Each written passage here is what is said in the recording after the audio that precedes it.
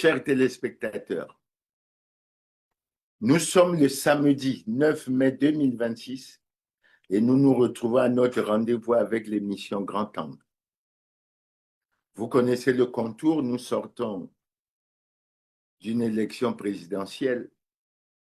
Il y a eu la prestation de serment le 16 avril 2025. Il y a eu la démission du Premier ministre, il y a eu la formation d'un nouveau gouvernement. Et il semble que le mercredi dernier, on a tenu le premier conseil des ministres de ce gouvernement. J'ai déjà dit beaucoup de choses sur ce gouvernement. Je peux encore insister sur quelques aspects. Je le juge pléthorique, très éloigné de la réduction du train de vie de l'État. Je le juge avec une forte connotation clanique. J'aurais pu même dire, après avoir donné les chiffres lors de la dernière émission, qu'il avait un caractère tribal, composé essentiellement des enfants d'eux, des parents, des beaux-fils et des autres connaissances du président de la République. Bref, ils ont eu un conseil des ministres. Et au cours de ce conseil des ministres, j'ai noté un certain nombre de choses extrêmement importantes.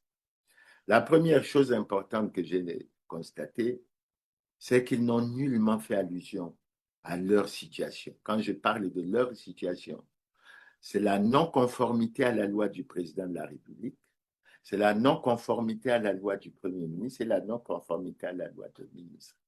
Mais nous y reviendrons parce que c'est un aspect suffisamment important. Et nous devons dire que lorsqu'on essaye de faire le décryptage des sujets qui ont été évoqués, nous avons également regretté que nulle part on ait parlé de la réduction du train de vie de l'État. Nous avons regretté également fortement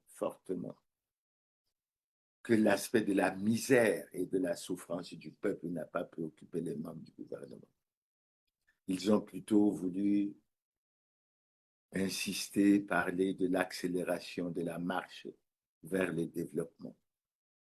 Mais est-ce qu'on peut accélérer la marche vers le développement sans régler le problème de l'augmentation des ressources financières de l'État? C'est véritablement un problème de fond. Je vous rappellerai que le budget du Congo pour l'année 2026 a été arrêté à 2 550 milliards, très faible par rapport au budget des pays comme la Côte d'Ivoire qui sont à plus de 17 000 milliards, très faible par rapport au budget des pays comme le Sénégal qui sont à plus de 7 000 milliards de francs CFA, très faible par rapport au Burkina Faso qui, en plus, vit une situation tout à fait particulière au niveau de la guerre, au niveau de la sécurité, de la défense de l'intégrité du territoire, avec plus de 3 000 milliards de francs CFA. Et c'est véritablement regrettable, c'est véritablement préoccupant. Et je crois qu'il faut que nous ayons le courage à chaque fois de poser les problèmes avec franchise, avec transparence, avec clarté, pour que l'on ne se perde plus, pour qu'on ait toujours en tête, en esprit, la véritable situation de notre pays. Mais avant d'aller à d'autres informations, je vais toujours insister sur ce point, sur un fait extrêmement important. La prestation de serment du président de la République a eu lieu le 16 avril 2025. Et nous avons toujours noté avec beaucoup de vigueur que le président de la République n'est pas en conformité avec la loi. Il ne l'était pas avant le 16 avril 2025. Il ne l'est pas. Il ne l'est pas tout au long de la journée du 16 avril 2025 et il ne l'est pas après. Et j'ai souvent expliqué, je ne vais pas aller dans les détails, je vais juste rappeler que le président de la République est en même temps président du Parti congolais du travail, en violation de l'alinéa 2 de l'article 80 de la Constitution qui dit que le mandat du président de la République est également incompatible avec toute responsabilité au sein d'un parti politique. Nous avons aussi relevé, au-delà d'autres aspects, que le président de la République n'a jamais déclaré son patrimoine, comme l'exige l'article 55 de la Constitution, qui dispose clairement que tout citoyen élu ou nommé à une autre fonction publique doit déclarer son patrimoine. lors de la prise de fonction et lors de la cessation de celle-ci. Nous avons l'illustration frappante de ce que le président de la République est toujours en situation difficile, délicate et manifeste d'incompatibilité constitutionnelle. Et il est surprenant qu'au cours de la réunion du premier, du premier conseil des ministres de cette mandature, on ne fait nullement état de ça. Les membres du gouvernement et le président de la République se comportent comme s'ils étaient en conformité avec la loi. Ce n'est pas normal. Et je dirais même que ce n'est pas du tout sérieux. À cela, j'ajouterai que le Premier ministre Anatole Kouliné-Makosso a déposé sa démission le 17 avril 2026. Lui non plus n'a pas déclaré de patrimoine. Ce qui fait qu'on n'est pas en mesure, depuis la nomination de Kouliné-Makosso en 2021 et la fin de sa fonction de Premier ministre en 2026, on n'est pas en mesure de savoir si M. Kouliné-Makosso s'est enrichi en profitant de sa position politique. Et pourtant, lui-même, il a précisé dans son programme d'action gouvernementale de 2021 qu'évidemment, c'était nécessaire de savoir, parce que si votre patrimoine a évolué, il fallait que des enquêtes soient faites pour que l'on s'en rende compte que vous êtes normalement enrichi ou autre chose. Mais malheureusement. Et à cela, on ajoute également qu'aucun des ministres n'a fait sa déclaration de patrimoine. Ils ont fait leur passation de service. Ils font comme si de rien n'était. Alors la question qu'on amène à se poser, pour ce gouvernement, que représente la loi? Ils aiment à dire que la loi est dure, mais c'est la loi, qu'elle doit s'appliquer à tous dans toute sa rigueur. Pourquoi ils ne respectent pas les lois et règlements de la République? Et nous arrivons à une conclusion toute simple. Le Congo est devenu une république bananière et c'est véritablement dommage. C'est véritablement dommage. L'autre aspect que nous allons évoquer en termes d'information, c'est cette passation de services qui fait couler beaucoup d'encre entre le ministre de l'Intérieur et de la décentralisation sortant, M. Raymond Zéphirin Boulou, et le nouveau Jean Olesongo Ondaï. Beaucoup de choses ont été dites, mais les gens ont surtout retenu la déclaration faite par le nouveau ministre de l'Intérieur et de la décentralisation. Beaucoup se demandent même si le gouvernement est en harmonie dans sa globalité. Pourquoi?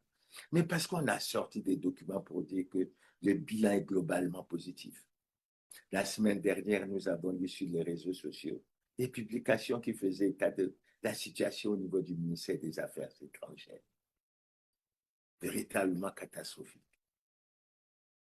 Aujourd'hui, à travers la déclaration du nouveau ministre de l'Intérieur et de la décentralisation, il y a beaucoup d'interrogations qui se posent.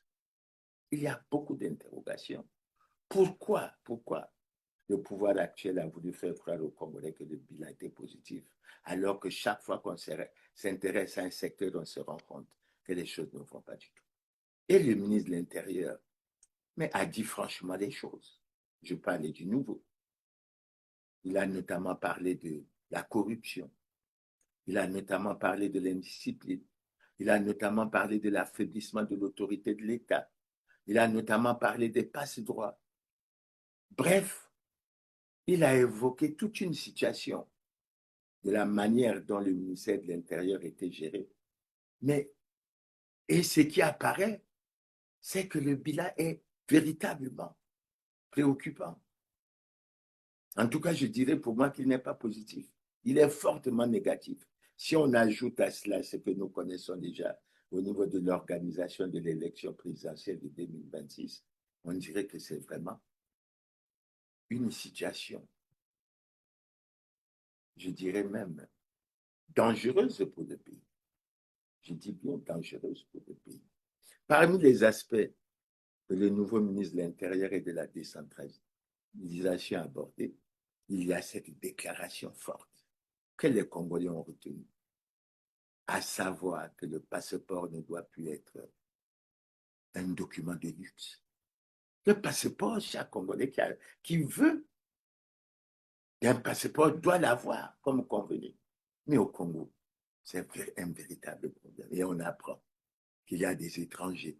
À un moment donné, on a même vu des vidéos comme quoi des jeunes filles de Kinshasa en RDC arrivaient à obtenir ce passeport sans la moindre difficulté. On a vu qu'il y avait des étrangers qui arrivaient à obtenir cet important document. On a même vu dans certaines publications qu'il y avait des terroristes qui étaient en possession du passeport congolais. Et j'ose espérer que l'on va changer de cap, que l'on va faire en sorte que le passeport devienne pas un document de luxe, mais qu'il devienne un document populaire qu'un Congolais peut obtenir à des conditions bien fixées par la loi, c'est-à-dire 50 000 francs CFA, alors qu'il y en a qui ont dépensé soi-disant, d'après plusieurs témoignages, des sommes allant parfois jusqu'à 500 000 francs CFA, mais sans toujours être en capacité de l'avoir. Et nous avons lu à travers les réseaux sociaux, qu'il y a un responsable, semble-t-il, qui était chargé des services d'immigration, etc., qui a été relevé. Mais nous disons que le tout, ce n'est pas de relever comme ça.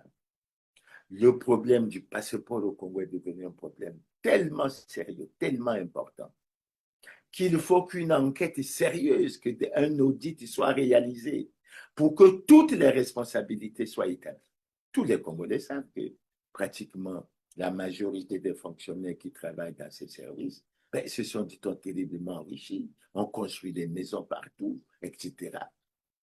Mais sur le dos des Congolais. Et ce n'est pas sérieux. Ce n'est pas sérieux. Cela fait partie des scandales de ce pays.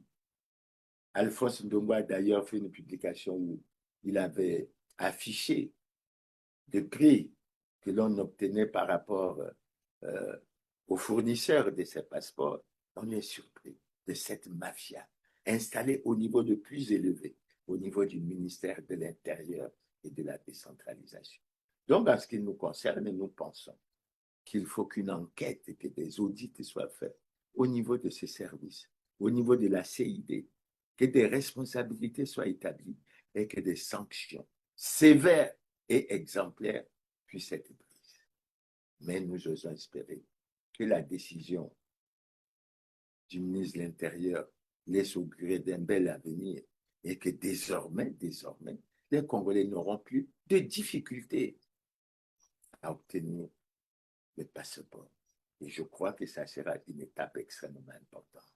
Nous attendons de voir et nous allons suivre l'évolution des choses. Le deuxième aspect qu'il a évoqué qui nous a beaucoup intéressés, c'est le problème du respect des lois et règlements de la République.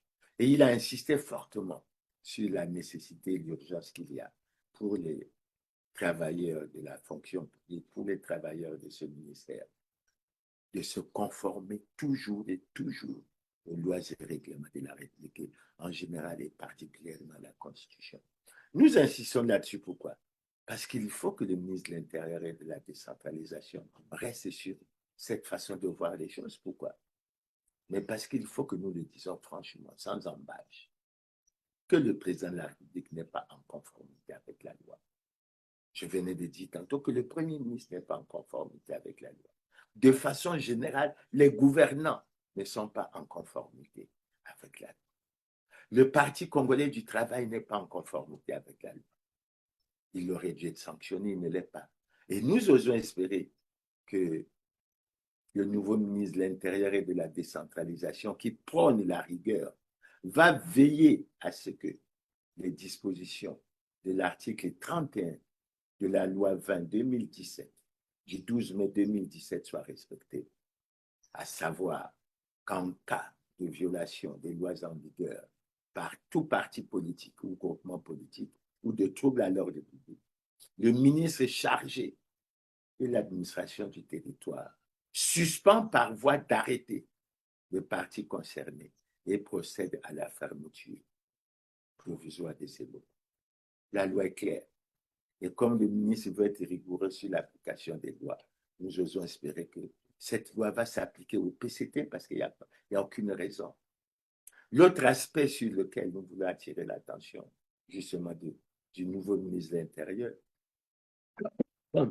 c'est que son prédécesseur a, à travers plusieurs arrêtés, parmi lesquels l'arrêté 1726 bar MID bar CAB du 30 juin 2025, reconnu des partis, comme des partis, comme le Parti congolais du travail et plusieurs autres partis qui ne sont pas en conformité avec la loi, ce qui a posé beaucoup de problèmes. Et on a constaté que la démarche de ce ministère était celui de l'exclusion de certaines personnalités politiques, de certains partis politiques.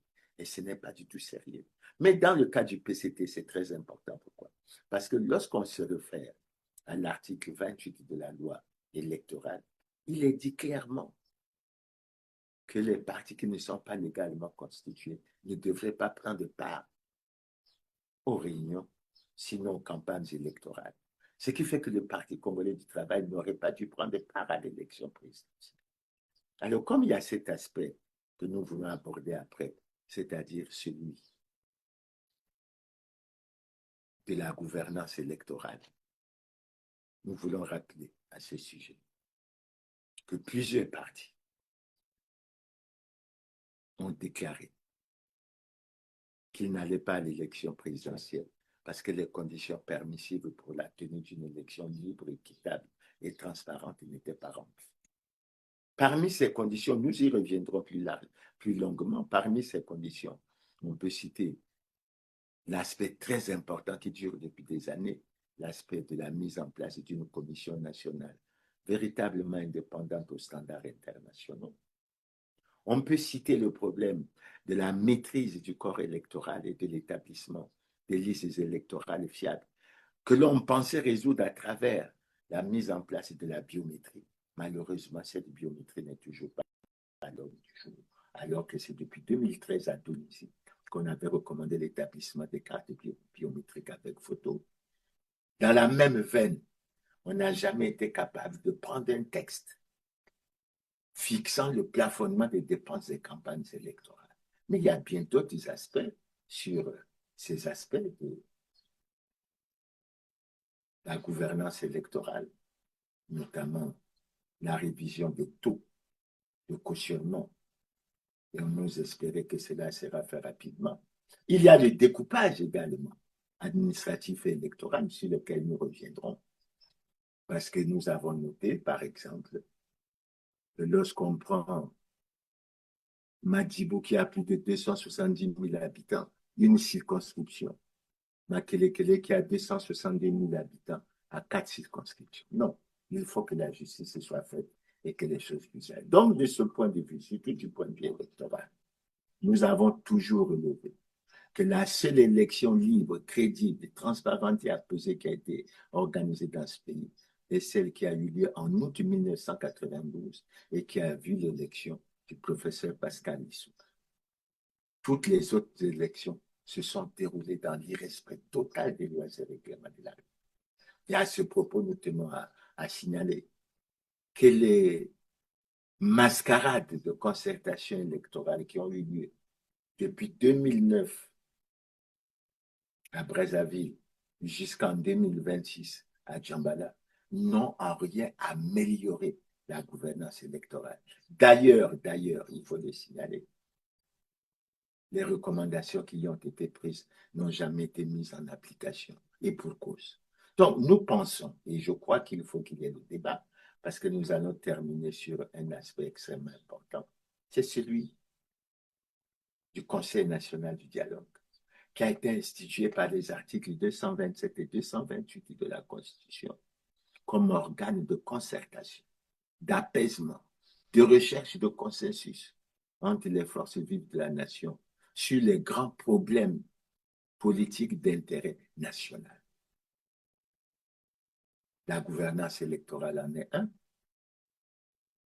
et malheureusement, ce conseil n'a jamais été mis formellement en place. Il y a d'autres problèmes. La grave crise multidimensionnelle que le pays traverse depuis plusieurs années.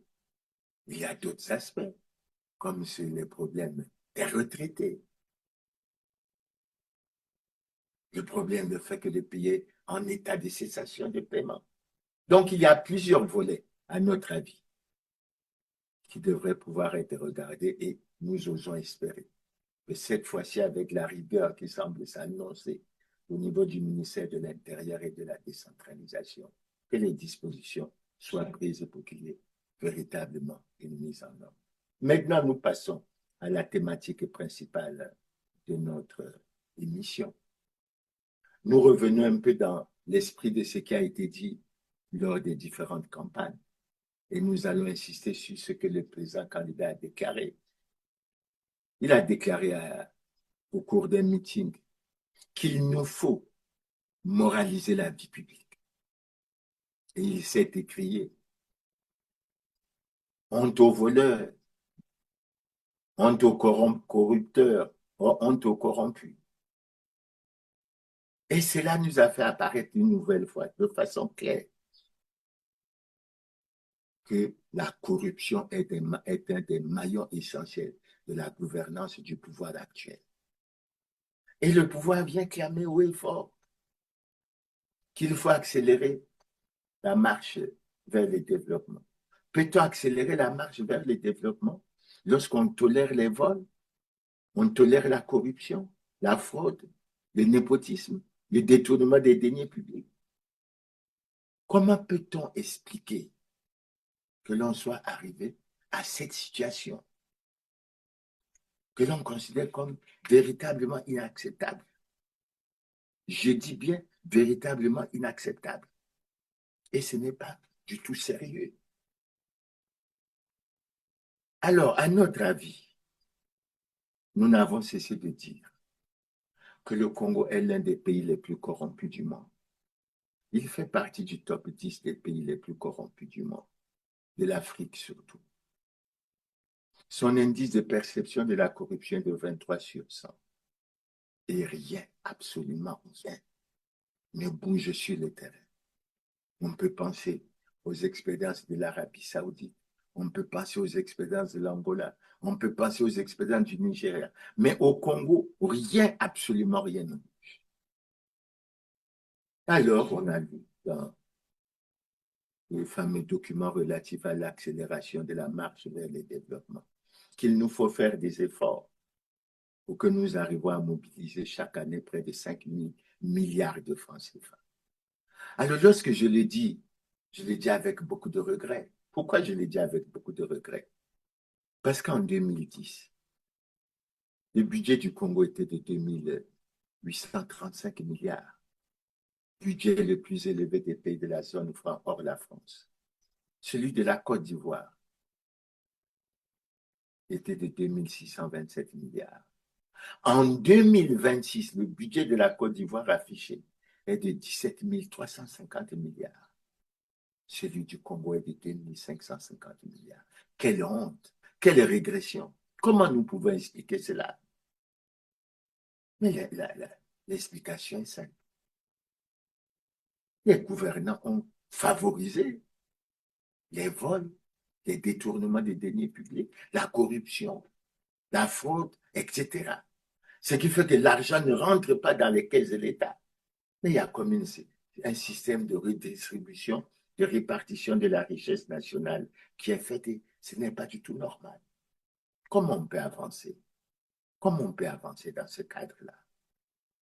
La deuxième chose qui a retenu notre attention, c'est que nous avons lu dans ce programme relatif à l'accélération de la marche vers le développement, dès que les gouvernants ont choisi la privatisation de certaines entreprises publiques, ils ont choisi la cession des actions, ils ont choisi la vente de certains actifs. En fait, cela semble être leur solution pour apporter de l'argent afin de régler. Mais que font-ils de l'argent qui a été volé et qui a été détourné des caisses de l'État, que l'on connaît fortement? Lorsqu'on crie honte aux voleurs, honte, qu'est-ce qu'on a fait pour arrêter ce phénomène? Et je suis surpris et désolé de constater que dans la nouvelle vision qui nous est affichée, mais il n'y a pas la tolérance zéro en ce qui concerne la corruption. Pas de tolérance zéro en ce qui concerne les détournements des deniers publics. On prône plutôt la continuité. Ça veut dire qu'on va continuer à naviguer encore dans les eaux troubles de la corruption, de vol, etc., dans l'impunité totale.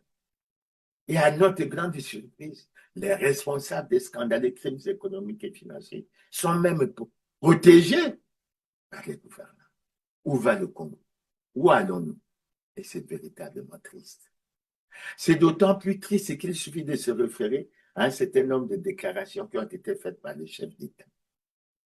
La première déclaration à laquelle nous allons faire allusion, c'est celle qui a été faite le 14 août 2009. À cette occasion, il a été dit ceci. C'est le chef de l'État qui parle. Je ne surprends personne en affirmant qu'en dépit de nos efforts multiples, notre pays n'est pas encore, hélas, exempt de corruption, de concussion, de fraude, de détournement des deniers publics et d'autres actes tout autant répréhensibles que néfastes à l'accomplissement du bonheur collectif. Et il a précisé, ici, ce sont les gouvernants qui sont interpellés. Quand on dit gouvernant, on dit quoi? Mais les responsables, les membres du gouvernement, les membres des institutions, les directeurs généraux, les directeurs. Et bien qu'on ait dit que là, ce sont les gouvernants qui sont interpellés, depuis 2009 jusqu'à aujourd'hui, personne n'a été mis en cause. Pourquoi? Ils sont du système. Ils sont protégés. Ils s'enrichissent sur le dos des Congolais. Ils enfoncent les Congolais chaque jour davantage dans la misère et dans la souffrance. Et que font les gouvernants? Ils sont dans les déclarations. Ils préfèrent voir les populations souffrir que de régler structurellement et fondamentalement ce problème. La deuxième déclaration est de 2016. Et à cette occasion, on a parlé de rupture, invitant en cela à la dénonciation et à la cessation des antivaleurs qui constituent un véritable frein à la marche vers le développement. C'est les dirigeants et même les gouvernants qui le disent. Et ça constitue un frein à la bonne marche vers le développement. Et ils viennent nous dire, d'abord le programme qui vient de se terminer, c'était ensemble poursuivons la marche vers le développement. Maintenant, on vient nous dire, accélérons la marche vers le développement. Et en 2017, le chef de l'État a affirmé, s'agissant de la lutte contre les antivaleurs, que c'est la primauté du droit et de la justice sur l'arbitraire et l'impunité. Mais pourquoi les voleurs les détournent? Pourquoi ne sont-ils pas inquiétés dans ces pays? Pourquoi bénéficient-ils de la protection des gouvernants? Les gouvernants ne nous l'ont jamais expliqué. Ils ne nous l'ont jamais expliqué. Et pourtant, ça existe. Et en 2018, le chef d'État a déclaré ce qui suit. Face aux délits économiques, quels qu'ils soient, il n'y aura ni menu fretin, ni gros poisson. Tout passera dans la nasse du droit et de la justice. Seul prévaudra la loi. Mais où en sommes-nous? Comment expliquer l'indifférence des gouvernants vis-à-vis de ce problème au regard de la misère et de la souffrance des populations? Je ne parlerai pas du cas des retraités, je ne parlerai pas du cas des étudiants, je ne parlerai pas du cas des travailleurs de ces nombreuses structures qui sont parfois à 70 mois, à 50 mois d'arriérés de salaire. Comment font-ils pour vivre? Comment font-ils pour vivre? Évidemment, on constate que les protégés, ce sont les membres de la famille. Les protégés, ce sont les membres du clan. Les protégés, ce sont les membres du pouvoir, les dignitaires du pouvoir. Les protégés, ce sont les membres du système. Où amène-t-on le Congo? Et on vient faire des déclarations à chaque fois pour demander la résilience des populations. Où sommes-nous? Et jusque quand ça devrait continuer? À notre avis, on devrait siffler la fin de la récréation. Mais nous, on ne va pas aller en récréation parce que nous allons essayer d'aller dans le vif du sujet parce que nous ne voulons pas évoquer la langue de bois. Bien que les Congolais sachent quels sont les gros scandales économiques et financiers, nous allons revenir sur quelques scandales pour que les choses soient claires. Le premier scandale, ce que je considère comme scandale, c'est le problème des excédents budgétaires. Vous savez qu'entre 2004 et 2014, il y a eu une embellie financière qui était due à la forte hausse du prix du baril du pétrole. Et le président de la République, à cette occasion, a fait la déclaration que je vais lire intégralement. Il a dit ceci: l'augmentation de notre production pétrolière et la hausse du cours du baril de pétrole sur le marché international expliquent en partie l'optimisme que suggère actuellement la situation économique du pays. La croissance de notre économie en termes réels s'établirait à 7% cette année. Mais nous ne dirons jamais assez. L'heure n'est pas à l'euphorie, loin s'en faut, car toute abondance, fondée essentiellement sur la bonne tenue d'une ressource non renouvelable, soumise aux aléas de la conjoncture, doit inciter à une gestion budgétaire prudente. Au regard de ce qui précède, le gouvernement a décidé d'utiliser avec circonspection et rigueur les recettes pétrolières selon un mode opératoire transparent. Les recettes supplémentaires sont déposées dans un compte de stabilisation à la Banque centrale. Toute opération non envisagée dans la loi de finances en cours ne saurait être effectuée sans une loi rectificative à soumettre au Parlement. À compter de cette année, c'est-à-dire 2006, un audit du compte de stabilisation des recettes pétrolières sera effectué par la Cour des comptes et de discipline budgétaire.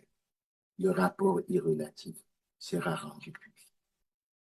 Question: pourquoi depuis 2006, c'est-à-dire depuis plus de 20 ans, aucun rapport n'a été effectué, aucun rapport n'a été rendu public? Qui protège-t-on? Il ne s'agit pas de l'argent d'un membre du gouvernement.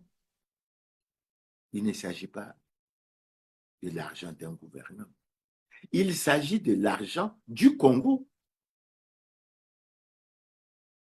Ce qui justifie à chaque fois la question de savoir où va l'argent du Congo, où va l'argent du pétrole. Nous, l'enquête de Libération ce jeudi sur le détournement présumé de la manne pétrolière du Congo-Brazzaville, l'un des pays hellènes les plus pauvres du monde.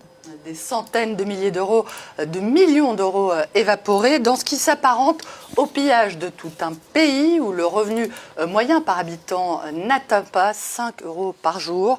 Le premier volet de cette enquête, intitulé « Le président, l'intermédiaire et les millions envolés », raconte comment l'arrestation de cet homme d'affaires, Lucien Ebata, un proche du président Denis Sassou Nguesso, mis en examen en France en 2021 pour blanchiment et corruption active, comment son arrestation a permis la mise au jour d'un puissant système financier occulte au profit du clan du président Denis Sassou Nguesso, arrivé au pouvoir pour la première fois, on le rappelle, en 1979, une affaire qui a commencé en janvier 2012 à l'aéroport de Roissy où Lucien Ebata s'était fait arrêter en possession de sommes stupéfiantes en liquide, 182 000 euros et 40 000 $ en espèces non déclarées, au cœur de ce système de détournement présumé. Une société, la société de Lucien Ebata, la société Orion, du nom de la constellation symbolisant la force dans la mythologie grecque. Une entreprise moins poétiquement immatriculée aux Seychelles avec l'aide du cabinet d'avocats Mossack Fonseca, un nom qui vous dit sans doute quelque chose puisqu'il s'agit de la société qui s'est retrouvée au cœur du scandale d'évasion fiscale des Panama Papers. S'agissant d'Orion, donc, Libé affirme que cette société a alimenté des dépenses somptuaires, des dizaines de milliers d'euros de cadeaux achetés dans des boutiques de luxe sur les Champs-Élysées, jusqu'à des mouvements de cash pouvant atteindre des millions d'euros à Paris et à Monaco. Libération évoque une affaire qui résonne avec celle des biens mal acquis, dans laquelle, on s'en souvient, des membres du clan de Denis Sassou Nguesso sont soupçonnés de s'être constitués des patrimoines illicites en France grâce à des détournements de fonds publics. Et vous avez vu, je vous ai fait remarquer que notre budget en 2026 n'est que de 2550 milliards, alors que notre budget était de 2835 milliards en 2010. Nous avons régressé. Où est parti l'argent? Et c'est véritablement triste. C'est véritablement triste. Et comment les gouvernants peuvent ne pas faire, puisqu'ils ont dit qu'ils allaient travailler selon un mode opératoire transparent? Et pourquoi ils ont du mal à rendre compte? Les voix s'élèvent à travers le pays parlant de 14 000 milliards de francs CFA. Et c'est le silence total. En fait, les gouvernants veulent nous faire comprendre que cet argent a déjà été dilapidé.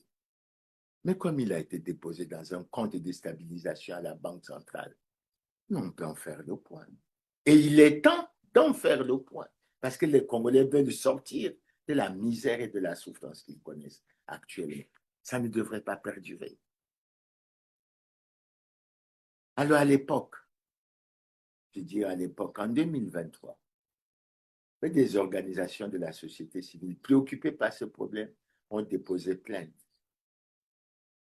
au doyen des juges près le tribunal de grande instance de Brazzaville. Jamais de suite. Où est l'argent? Pourquoi les procédures n'avancent pas? Où sommes-nous? Dans quel pays sommes-nous? Véritablement une république bananière. Est-ce que c'est normal? Est-ce que c'est normal? Est-ce qu'on peut parler de la disparition de 14 000 milliards sans qu'aucune responsabilité n'ait été établie? Et c'est véritablement grave. Mais je rappelle ça aux autorités, parce qu'il faut que les autorités sachent que le dossier est pendant, il existe. Et les gouvernants ont la responsabilité de rendre compte à la population.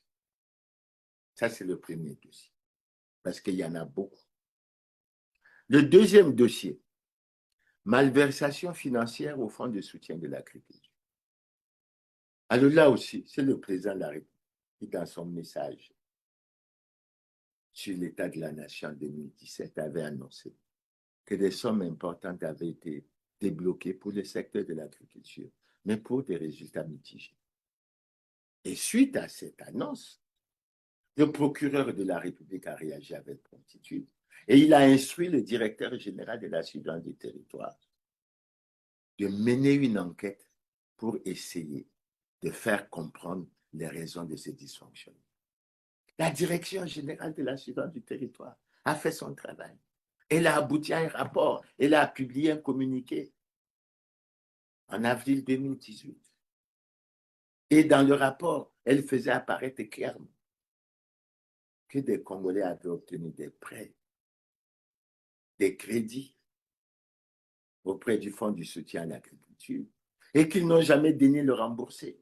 Et un délai avait été donné à tous ceux qui avaient contacté des prêts ou des crédits pour dire qu'ils avaient jusqu'au 18 juillet, je crois, 2018, pour procéder au remboursement de cet argent. Et là, je dois vous dire également que la personnalité au centre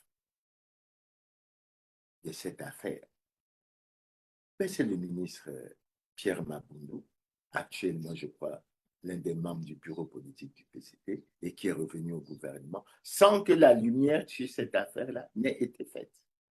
Sans que la lumière sur cette affaire n'ait été faite. Et on avait donné un délai, on avait annoncé que, passé ce délai, les intéressés seront présentés au parquet. Personne n'a jamais été présenté au parquet. L'affaire n'a jamais été éclairée. Et on est là. C'est le Congo. Les Congolais peuvent mourir de faim, peuvent ne pas avoir leur pension, mais il y a un petit noyau, les gouvernants qui font beaucoup de théories sur la bonne gouvernance, qui font beaucoup de théories sur la résilience des Congolais. Et ils sont tranquilles dans leur... Comme le président Lessouba avait dit, chacun aura sa part. Certainement, chacun a eu sa part. Et d'où vient la complaisance des gouvernants à ne pas régler ce genre de problème? Est-ce que c'est en favorisant les vols qu'on va accélérer la marche vers le développement? Est-ce que c'est en accélérant les vols qu'on va aller vers le développement ou vers le sous-développement, ou vers la misère et la souffrance du peuple? Mais là aussi, vous voyez bien qu'au centre de ce genre d'affaires se trouvent toujours les membres responsables du PCP, membres du bureau politique, membres du comité central et autres. Et c'est véritablement dommage, c'est véritablement triste. Nous allons passer en revue quelques-uns des dossiers pour que les Congolais se rendent compte, parce que nous ne voulons pas verser dans la langue de bois. L'autre dossier auquel nous arrivons, plus croustillant, c'est les révélations faites par les Panama Papers. Selon ces révélations, 6 Congolais détiendraient dans les paradis fiscaux près de 5 500 milliards de francs CFA. Et cet argent est déposé dans des comptes, soit en euros, soit en dollars. Et parmi les personnalités impliquées dans cette affaire, je ne les accuse de rien, c'est des soupçons, mais il faut que la lumière soit faite, parce qu'il s'agit des sommes extrêmement importantes. Vous avez Denis Christel Sassou Nguesso, qui aurait dans ses paradis fiscaux 10 comptes, dont 7 en dollars et 3 en euros. En prenant le taux de dollar à autour de 559,97 francs, c'est le taux du mercredi, je crois. Et Denis Christel Sassou Nguesso aurait dans les paradis fiscaux une fortune colossale de 1790 milliards de francs CFA.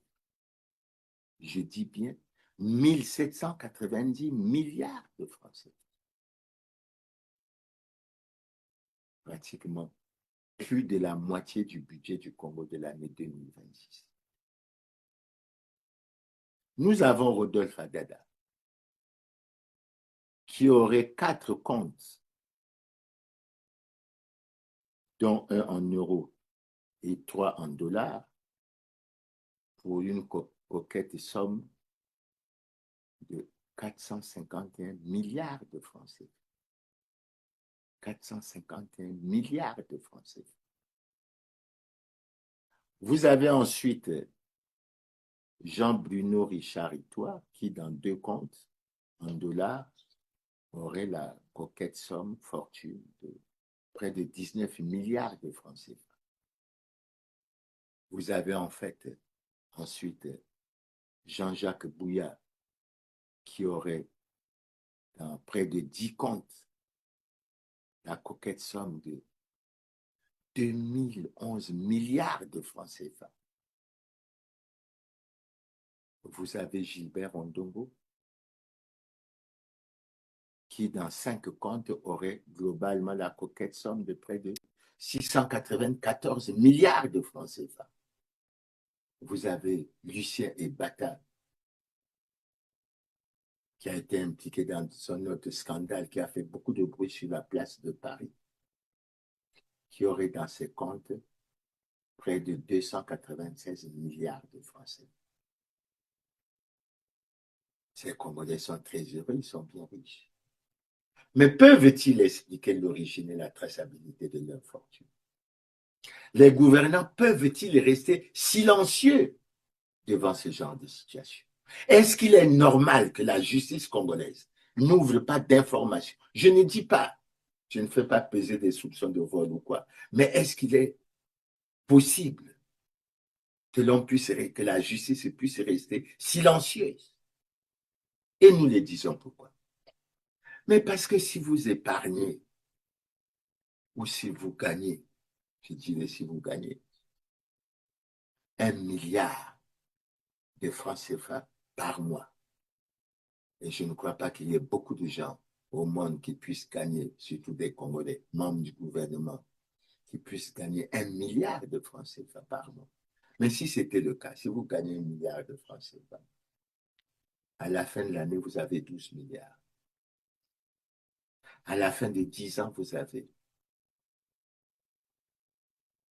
120 milliards. À la fin d'un siècle, c'est-à-dire 100 ans, vous avez 1200 milliards. Est-ce que c'est normal que les autorités, les gouvernants puissent rester silencieux alors que rien que ces chiffres indiquent bien qu'il y a des soupçons de vol, de détournement des deniers publics, de corruption qui pèsent sur ces personnalités, qui en plus sont régulièrement reconduites dans les gouvernements de la République? Peut-on faire avancer ou accélérer la marche vers le développement avec ça? Je dis non. Je dis non. Peut-on au moins en tant qu'État chercher à voir l'origine et la traçabilité de cette fortune? Je dis c'est une obligation pour l'État. Est-ce qu'il est normal que l'État reste silencieux? On est silencieux parce que c'est des parents, c'est des neveux, c'est des enfants, c'est des amis, c'est des membres dignitaires du PCT. Et on peut continuer l'analyse.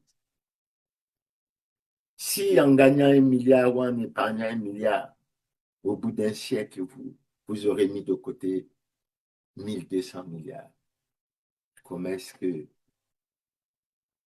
Jean-Jacques Bouillard pourrait avoir une fortune de plus de 2000 milliards de francs CFA? Et comment les gouvernants congolais, comment le président de la République, comment le premier ministre congolais peuvent rester silencieux?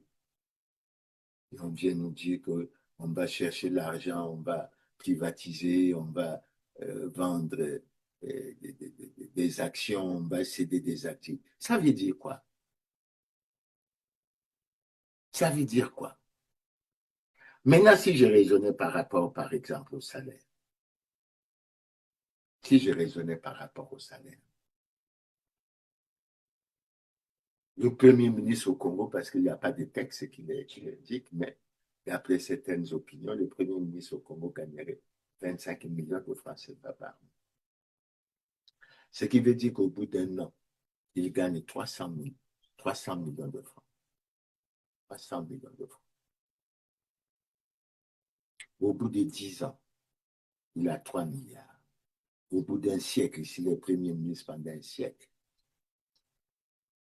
il a 30 milliards. Alors, comment expliquer comme ça? Et on nous dit qu'il y a des organes de contrôle, qu'il y a la haute autorité de lutte contre la corruption. Ou rechercher les petits poissons. Mais les gros poissons ne touchent pas. Mais ce sont eux qui ont plongé le pays dans la crise et les Congolais dans la misère et dans la souffrance. Et on les reconduit au gouvernement. On les reconduit au gouvernement pourquoi? Mais pour continuer à plonger les Congolais dans la misère et dans la souffrance. Pas d'eau, pas de courant. Les écoles n'ont parfois pas de table-banc. Il n'y a pas de route. Les érosions, on ne peut pas les arranger. Et on a promis, je ne sais pas combien de municipalisations à Pointe-Noire. La ville est toujours dans une situation difficile. Que veut-on exactement? Pourquoi cette méchanceté à l'endroit des Congolais?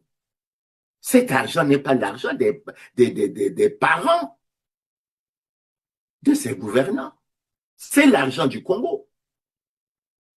Et ils n'ont aucune raison d'en jouir dans l'impunité totale, faisant apparaître une répartition inéquitable de la richesse nationale.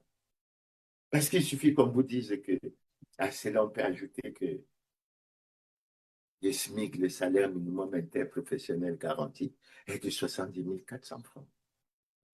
Parmi les retraités qui restaient, qui ont pratiquement près de 60 mois sans salaire, sans pension, il y a des retraités pour lesquels la pension mensuelle s'élève à 50 000 francs. Vous vous rendez compte? C'est de la méchanceté. Et on fait tout, on complote, on bricole les élections, toujours pour être là, toujours pour continuer à s'enrichir, pour continuer à enfoncer les Congolais dans la misère. Et après, on vient dire, marche vers accélérer. Quelle marche vous allez accélérer vers le développement? Quelle marche? Vous n'êtes même pas capable de procéder à la réduction du train de vie de l'État. Et les ministres congolais devraient avoir honte. Le premier ministre congolais gagnerait plus que le président américain. Le ministre d'État congolais gagnerait plus que le président français. Et je ne cesse de vous dire, le salaire du président chinois est de près de 1,50 million francs. Le salaire du premier ministre indien varie entre 1 million et 1,7 million francs. Mais au Congo, les ministres congolais, d'après l'étude faite par Alphonse Nongo, sont parmi les ministres les mieux payés des pays francophones. La Côte d'Ivoire, avec un budget de 17 000 milliards, un ministre gagne entre 3 millions 800 et 5 millions 700 000. C'est 5 millions 700 000 francs. Mais au Congo, l'indemnité de logement simple du ministre, c'est 1 500 000, supérieur au salaire du ministre burkinabé qui est de 1 155 000. Supérieur au salaire du ministre d'État burkinabé qui est d'1 255 000. Où sommes-nous? Où sommes-nous? Et après, on va venir nous dire l'année de la jeunesse, on fait ceci pour la jeunesse. C'est comme ça que vous voulez garantir la jeunesse? Parce que si on ajoute à ça la situation de l'endettement du pays, on se rend compte que c'est très grave. C'est très grave. Et les chiffres que je viens de vous donner s'agissant des Congolais, ils ne sont pas de moi, ils sont des Panama Papers. Je pense, en ce qui me concerne, qu'une information judiciaire aurait dû être ouverte, mais ce n'est pas trop tard. Elle doit être ouverte parce qu'il faut qu'on ait la traçabilité. Et c'est pour ça que vous voyez, ils viennent d'être nommés ministres. Ils ne font pas de déclaration de patrimoine. Depuis qu'ils sont là, ça leur pose des problèmes. Parce que si on devait évaluer et faire des enquêtes sérieuses, profondes, des audits, pour savoir comment leur richesse a évolué, mais beaucoup seraient en difficulté. Alors, ils préfèrent compter sur la peur des Congolais et puis la terreur qu'on essaie d'instaurer dans le pays. Bon, nous, on ne dit pas les Congolais dans tous les cas. Ils ne parleront pas, ils n'évoqueront pas ça. Nous, on s'enrichit, on a l'appui de la force publique pour nous soutenir sous guise qu'il faut défendre les institutions. Et on fait ce que l'on veut. Le Congo, République bananière. Le Congo, République bananière. Et pour clore sur ce chapitre, pour donner une idée à ces milliardaires congolais, puisqu'ils sont nombreux, j'ai entendu dans plusieurs émissions, Mathias Njo évoquait le fait qu'en Chine, il y en avait également qui avaient des comptes, qui avaient des milliards et des milliards dans les comptes, dans les banques chinoises. Maintenant, pour essayer de leur faire une comparaison, ou de leur donner des idées de comparaison, mais nous nous appuyons sur cette information que nous avons, celle de la reine d'Angleterre, qui, après avoir régné pendant 70 ans, a laissé une fortune, certes, colossale, elle est véritablement colossale, parce qu'elle est de 371 millions de livres sterling, c'est-à-dire l'équivalent de 271 milliards de francs CFA. Mais comparé à celle de Jean-Jacques Bouya qui fait 2011 milliards de francs CFA, il n'y a aucune commune mesure. Et c'est là que l'on pose le problème fondamental de l'origine et de la traçabilité. Et c'est là où le débat sur la fameuse privatisation des entreprises ou bien la vente des actions ou la cessation des actifs, mais prend tout son contenu. Et c'est pour ça que nous revenons et nous insistons sur ce problème en disant ben, il faut que nous respectons la Constitution en allant vers un dialogue national inclusif sur ces affaires de privatisation des entreprises, vente des actions, cession des actifs. Il faut que l'on ait un débat très sérieux parce que moi, je suis de ceux qui pensent que c'est contre l'intérêt des intérêts congolais, comme Parce qu'ici, on trouve que les gouvernants congolais, excusez-moi l'expression, les gouvernants congolais sont dans le vol, dans le détournement des fonds publics. Ils ont enfoncé les Congolais dans la misère et dans la souffrance. Et je ne le dis pas en l'air. Ouvrons les informations judiciaires sur tous ces dossiers et nous aurons la véritable réalité. Et je pose la question au gouverneur, surtout au président de la République. Pourquoi le silence est observé sur ces dossiers qui sont extrêmement préoccupants et importants? Et c'est pour ça que les maisons sortent du sol dans ce pays, même la nuit, etc. C'est pour ça qu'ils préfèrent aller acheter des appartements à Paris, en France, aux États-Unis. Pourquoi? Mais parce qu'ils estiment que leur gestion posera un jour nécessairement des problèmes. Et que si des problèmes se posent, ben, ils fuiront le pays pour aller s'installer. Ils n'ont pas l'amour de ce pays. C'est pour ça d'ailleurs qu'ils sont impliqués dans les dossiers des biens mal acquis et autres en France parce que, etc. Non, ne faisons pas ça. Et ayons un peu d'amour pour notre pays pour que nous avancions. Alors, l'autre dossier qui suit, sur lequel je vais être rapide, c'est le détournement d'une somme de 9 milliards, représentant les pensions de novembre et de décembre 2016 des retraités de la CREF, somme qui avait été virée du Trésor dans un compte LCB de la CREF. Et cette information, nous la détenons d'une déclaration du directeur général de la CREF sur les antennes de Radio Congo, où il avait confirmé que l'argent avait été bel et bien viré dans ce compte. Et il a ajouté, il a disparu. Mais comment dans un compte bancaire, l'argent peut disparaître? Mais au contraire, si on devait y mener l'enquête, on ne mettrait pas du temps pour avoir le relevé de ce compte et savoir exactement où est-ce que cet argent est parti.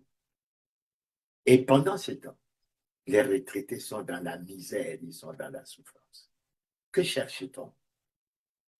Que cherche-t-on? Et si je prends l'expression du directeur général de la CREF, ben, il avait dit que son vœu était qu'on ne mette pas la poussière sur ce dossier. Il faut que ce dossier soit traité et il sera traité. Quand sera-t-il traité? Quand sera-t-il traité? Est-ce que c'est normal qu'on puisse faire cela à des retraités? Il y a un autre dossier, mais qui va faire sourire beaucoup. Un jour, au cours d'une session de questions orales au gouvernement, sous le défunt Premier ministre Clément Mouba, le député Jean-Claude Ibouville a pris la parole. Mais pour annoncer, ou déclarer, qu'il y avait des fonds qui avaient été débloqués pour une route imaginaire de 137 km. Et la route n'a jamais été construite. Mais diable, où est donc passé cet argent? Où est donc passé cet argent? Et moi, je me suis posé la question, comment une institution comme l'Assemblée nationale, où siègent les représentants du peuple congolais, comment ils peuvent rester silencieux, tout comme ils sont restés silencieux sur l'argent des excédents budgétaires. Ils sont silencieux, alors que pour l'argent des excédents budgétaires, le message sur l'état de la nation avait été livré devant le Parlement réuni en Congrès, c'est-à-dire l'ensemble des députés et des sénateurs. Là, c'est fait en pleine séance au niveau de l'Assemblée nationale. Que l'argent a été débloqué pour une route imaginaire. Mais comment expliquer ce silence des gouvernants? Ils estiment que le Congo, c'est leur propriété. Ils peuvent faire tout ce qu'ils veulent, prendre de l'argent, faire ce qu'ils veulent, faire un certain nombre de choses. Il n'y a rien à faire avancer. C'est véritablement dommage. C'est véritablement dommage. Mais j'interpelle les représentants du peuple qui sont à l'Assemblée ou au Sénat pour qu'ils accordent une attention toute particulière à ces différentes situations. J'évoque ça pour que je ne fasse pas la langue de bois et pour que je ne parle pas en l'air, mais pour que les Congolais sachent qu'il y a bien des scandales économiques et financiers au centre desquels se trouvent les gouvernants, plusieurs dignitaires du PCT, les membres du gouvernement et autres. Où allons-nous? Que faisons-nous? Après, j'évoque la situation de l'université Denis Sassou. Là, je vais être rapide. J'évoque cette situation. Mais parce que le coût estimatif de la construction de cette université était estimé à 241 milliards. Et nous avons été choqués lorsque nous avons vu tout ce qui a été mis sur les réseaux sociaux. S'agissant de la construction de la deuxième université de Dakar, je crois que c'est l'université de Gamia-Diop, qui aurait coûté près de 65 milliards de francs. Près de 65 milliards de francs. Comparé aux 241 milliards. Et du coup, on arrive à la conclusion qu'il y a surfacturation, qu'il y a des situations intolérables et qu'on ne devrait pas avancer, on ne devrait pas bouger et aller dans un sens ou dans l'autre. C'est extrêmement préoccupant. C'est pour ça qu'assez souvent, lorsqu'on parle de la recherche, de l'argent, etc., nous pensons à l'audit de tous les projets, des grands projets, des grands travaux. Il y a tous les projets des différentes municipalisations accélérées qui ont été réalisées dans tout notre pays. Parce que si on y va, on va trouver beaucoup de choses et il y a beaucoup de choses à dire. Le dossier suivant que nous allons évoquer, qui est connu de tous les Congolais, c'est le différentiel des 6 milliards des bourses qui se dissipent chaque année sans jamais laisser de traces. Et la déclaration faite par le président de la République lui-même, qui a relevé qu'au lieu des 3 milliards qu'il fallait pour payer les bourses des étudiants, les services en exigeaient 9. Et on ne sait pas où sont partis les 9 milliards. Et à chaque fois, les voix se sont élevées pour demander que la lumière soit faite sur ces projets, sur cette situation. D'abord, le premier ministre Anatole Coliné Makosso, ainsi que le porte-parole, ils ont parlé d'enquête administrative. Plus jamais. Ça signifie quoi? La protection des responsables des scandales et crimes économiques et financiers. La protection de ceux qui détournent l'argent de ce pays. Et à mon avis, c'est des situations qui ne devraient plus perdurer. Le dossier suivant, là aussi on ne va pas mettre du temps, c'est le FIGA-Gate. Ce scandale qui est apparu au FIGA, il a apparu clairement qu'il y avait des situations, des malversations financières dans lesquelles la ministre Jacqueline Nicolo était impliquée. Dans lesquelles la ministre Jacqueline Nicolo était impliquée. Bon, on a fait miroiter une démarche au niveau de la commission économie, finances et contrôle budgétaire. Et on a cru entendre le président de cette commission déclarer que les réponses du gouvernement n'avaient pas donné satisfaction. Mais on en est où? On en est où? Et j'ai retrouvé une coupure de presse au niveau d'un journal, le journal Polélé Polélé. Et dans cette coupure de presse, j'ai pu lire la déclaration soi-disant du Premier ministre qui dit qu'on a voulu calmer le jeu. Et il a dit, on est tous choqués d'apprendre tout ce qui est dit sur nous, que ce soit en vrai ou en faux. Est-ce que c'était vrai pour le FIGA? Mais nous le saurons lorsque toute l'action qui a été engagée de contrôle politique, judiciaire, administratif sera conduite à son terme. Il a été engagé une procédure parlementaire, administrative et judiciaire, a déclaré le chef du gouvernement, précisant que les responsabilités des uns et des autres seront établies à l'issue de la procédure. Selon lui, le gouvernement travaille actuellement sur ce dossier comme sur bien d'autres, sans faire du bruit. La loi est dure, a-t-il insisté, il faut l'appliquer. Nous avons vu de ce qui s'est passé. Où en sommes-nous, monsieur le Premier ministre? Où en sommes-nous, messieurs les députés, messieurs les sénateurs? Est-ce que c'est sérieux? évidemment. La ministre Lydia Mikolo est reconduite au gouvernement sans que la lumière n'ait été faite sur cette situation. Que voulons-nous? Qui croit-on tromper? Et jusque quand on va tolérer cela? Alors, l'un des derniers dossiers sur lesquels je veux m'appesantir sur ces situations, c'est le feuilleton de notre compatriote Zidane Armel Dongo. Je ne vais pas être long là-dessus, parce qu'il y a des documents. Dieu merci, il y a des documents. Et dans les documents que nous avons une réquisition aux fins d'interdiction de sortie du pouvoir du territoire national de M. Armel Zidane Dongo, qui était à l'époque l'un des directeurs généraux adjoints du directeur général du Trésor, et Mme Gertrude Stéphanie Moya. Il y a un mandat d'arrêt international qui a été émis par le procureur de la République. Et les Congolais sont choqués de découvrir que M.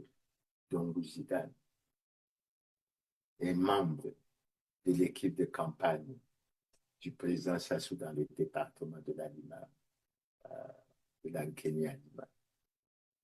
Et on le voit d'ailleurs dans les images et sur les vidéos, en train de rigoler avec le procureur de la République. On s'est dit, où sommes-nous? On le voit saluer le président de la République lorsqu'il vient pour organiser des meetings. Et on s'est dit, qu'est-ce qui se passe réellement? Se passe-t-il?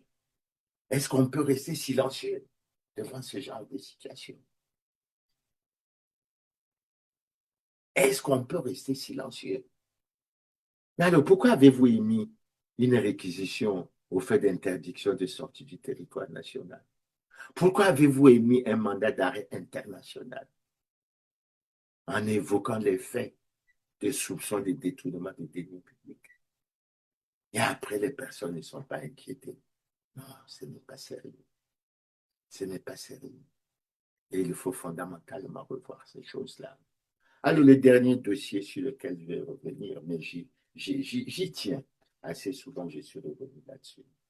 Parce que lorsqu'on dit au PCP que le bilan est globalement positif, lorsqu'on dit un certain nombre de choses, moi, je passe par des éléments de preuve.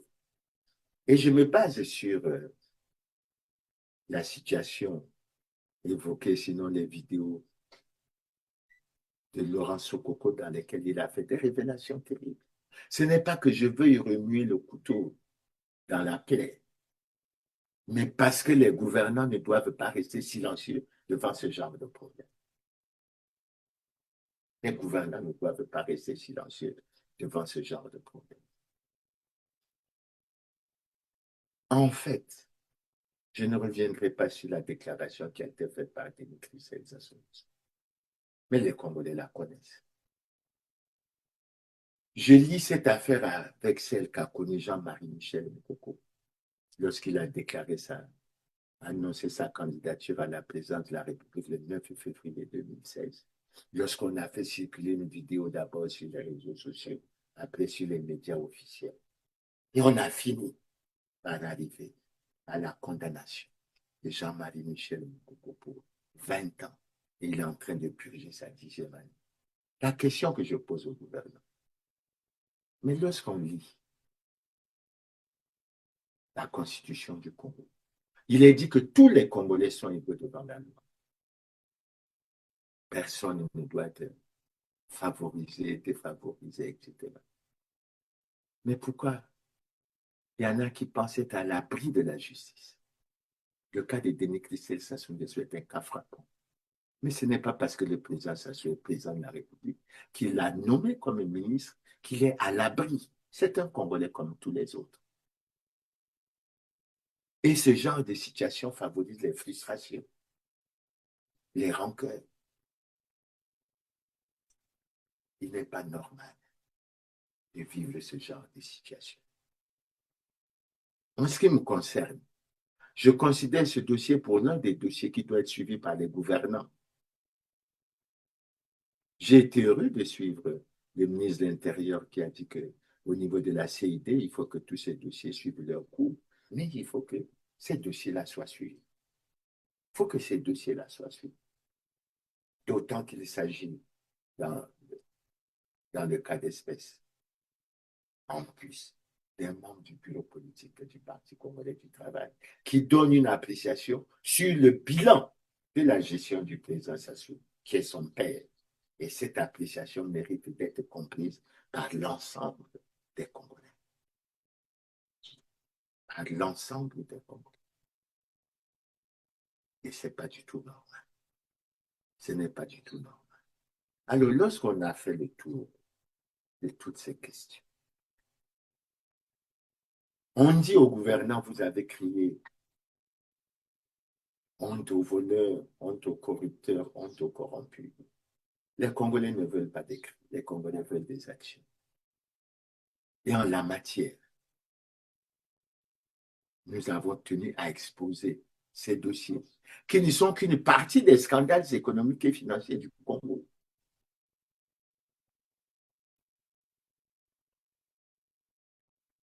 Ce sont des Congolais qui ont posé ces actes. Pour l'instant, ils ne sont pas coupables. Mais il faut que l'information suive. Je constate que la plupart des personnes qui sont ici sont membres du gouvernement. Dans des pays sérieux, dans des pays démocratiques. Ces personnes devraient quitter leur fonction pour se mettre à l'abri de la justice et faire en sorte qu'elles fassent la preuve de leur innocence. Et si d'aventure, leur culpabilité est prouvée, alors en ce moment, la justice doit suivre son. Mais ils ne peuvent pas être étrangers à tout ce qui se passe. S'agissant de ce que j'ai dit sur la déclaration du patrimoine, nous interpellons le premier président de la Cour suprême parce que la loi relative à la publication des déclarations du patrimoine prévoit des sanctions. Il faut que ces sanctions soient appliquées. S'agissant du ministre de l'Intérieur et de la décentralisation, qui a pris l'engagement d'avoir de la rigueur, d'être dans le respect des lois et règlements de l'art, nous souhaitons que les dispositions de la loi soient appliquées au Parti congolais du travail qui n'est pas en conformité avec la loi. Nous souhaitons que le problème de la non-conformité à la loi du président de la République ne fasse pas l'objet comme de quelque chose de, je ne sais pas moi, à cacher. Non, nous devons être transparents. L'article 50 est clair. Tout Congolais a le devoir de se conformer à la Constitution, aux lois et règlements de la République. Et le président de la République est tenu surtout d'être exemplaire après qu'il ait prêté le serment. Et à ce propos, nous tenons à exhorter le président de la République, mais accorder une attention toute particulière à la situation du Parti congolais du travail et d'autres partis qui ne sont pas en conformité avec la loi. Parce que la loi dit clairement que dans ces cas, le ministre chargé de l'administration du territoire suspend le parti concerné par voie d'arrêté et procède à la fermeture des élus. Pendant longtemps, on a cru que les gouvernants n'étaient pas au courant. Mais nous avons fait l'effort d'informer tous les gouvernants. Nous avons introduit, y compris des recours à la Cour constitutionnelle. Le président de la République en est informé, le président du Sénat en est informé, le président de l'Assemblée nationale en est informé, le Premier ministre en est informé, le ministre de l'Intérieur et de la décentralisation, continuité de l'État aidant, est informé, le ministre chargé de la justice est informé. Il faut que ces problèmes-là soient réglés. Parce que on veut parler des élections législatives, on veut parler des élections locales, mais il faut que ça se fasse conformément à la loi. Et nous disons que tout doit être mis en œuvre pour que le président de la République soit conforme à la loi. Ça veut dire, entre autres, que le président de la République ne doit pas être président du Parti congolais du travail. Et ça veut dire que le président de la République doit déclarer son patrimoine lors de sa prise de fonction et à l'association de celle-ci. Et il y a d'autres aspects sur lesquels je ne reviens. Donc, chers téléspectateurs, j'ai tenu à accorder une attention toute particulière à la déclaration faite par le président de la République, candidat, pendant sa campagne électorale, lorsqu'il a dit qu'on va tout mettre en œuvre pour moraliser la vie publique. Et ensuite, lorsque il a déclaré à haute voix honte aux voleurs, honte aux corrompus, honte aux corrupteurs. Ces dossiers doivent être exploités. Et s'il est prouvé qu'il y a des personnalités qui sont impliquées dans des gros scandales économiques et financiers, ben, il faut que la justice soit faite. C'est sur ces mots que je close cette émission. Et vous donne rendez-vous au samedi 16 mai 2026. Et j'espère que nous aurons un bon thème sur lequel nous reviendrons. Merci pour votre aimable attention et à bientôt.